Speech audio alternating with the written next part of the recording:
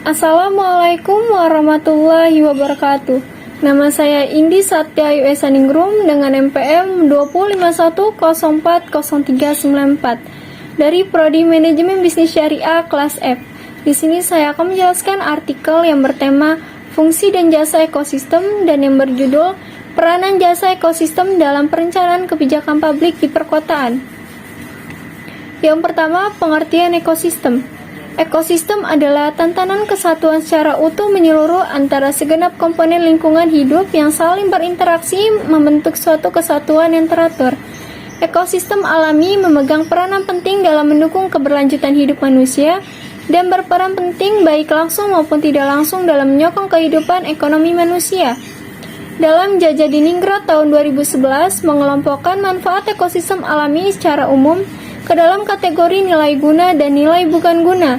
Nilai guna adalah nilai yang timbul dari penggunaan barang dan jasa ekosistem, sedangkan nilai bukan guna diartikan sebagai nilai yang diperoleh dari kesenangan terhadap suatu barang dan tidak berhubungan dengan manfaat lain yang diperoleh atas barang tersebut.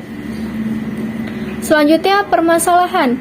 Kawasan perkotaan memiliki keterbatasan ekosistem alami dan semi-alami karena kebutuhan lahan yang semakin meningkat, khususnya untuk tempat tinggal dan aktivitas perekonomian, sehingga menyebabkan penurunan kualitas lingkungan perkotaan.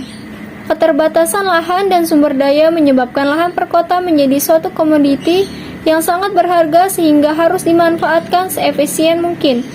Bahkan tidak jarang pemerintah atau stakeholder dihadapkan pada alternatif guna pada lahan. Selanjutnya, solusi. Untuk mengatasi tekanan pada kualitas lingkungan tersebut, beberapa perencanaan perkotaan di berbagai wilayah di dunia telah mengadopsi konsep infrastruktur hijau dalam kebijakan pengolahan lahan. Infrastruktur hijau merupakan suatu konsep yang menghubungkan struktur dan berbagai tipe dari ruang terbuka hijau untuk dapat memberikan berbagai manfaat baik barang maupun jasa.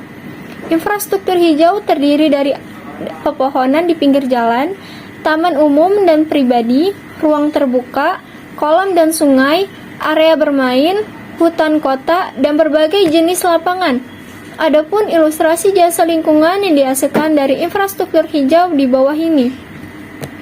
Selanjutnya, jasa penyediaan yang diberikan oleh infrastruktur hijau diantaranya adalah hasil pertanian, buah, sayur, tanaman obat, dan bahan pangan lainnya.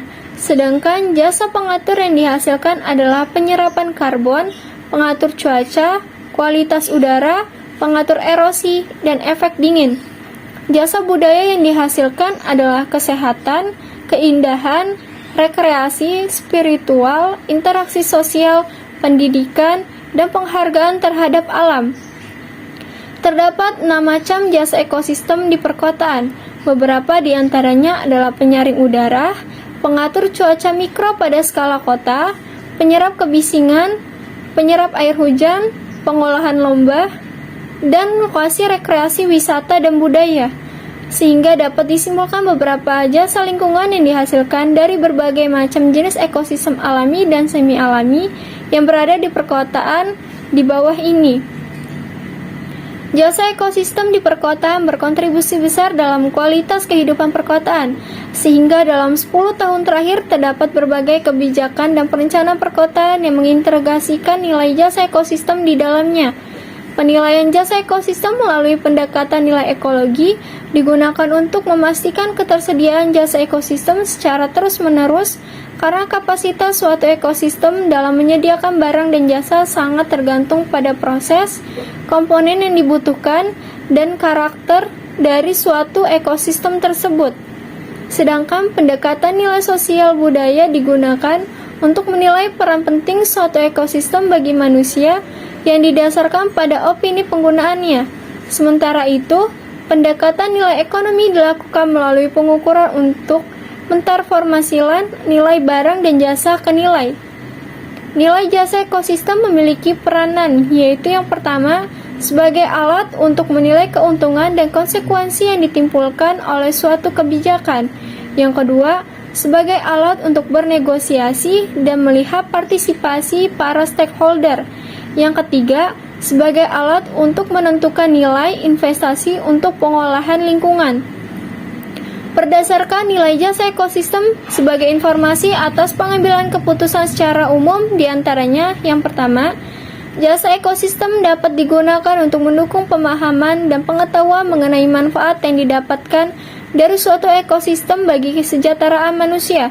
Yang kedua, analisis biaya manfaat dan jasa ekosistem dapat menjadi alat bagi proses pengambilan keputusan terkait dengan lingkungan. Yang ketiga, penilaian jasa ekosistem dapat menjadi dasar dari pengolahan suatu bentang alam. Yang keempat, penilaian jasa ekosistem dapat digunakan untuk penyusunan kebijakan publik agar tercipta keadilan bagi kesejahteraan manusia.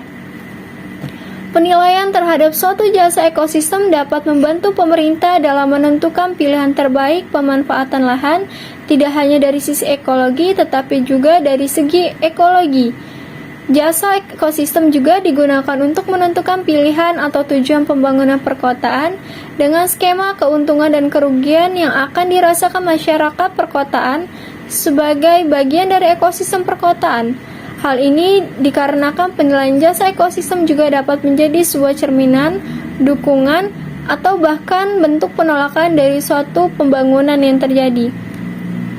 Cukup presentasi artikel dari saya tutup. Wassalamualaikum warahmatullahi wabarakatuh.